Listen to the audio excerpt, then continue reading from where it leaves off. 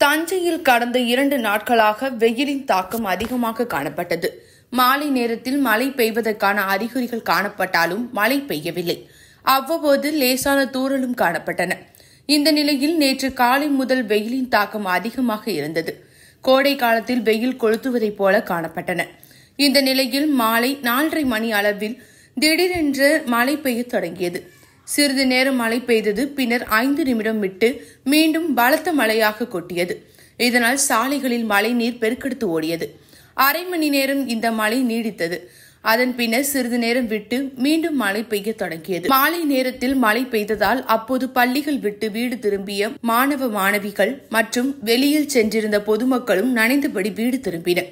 இதேபோல் தஞ்சை மாவட்டத்தின் பல்வேறு பகுதிகளில் பரவலாக மழை பெய்தது.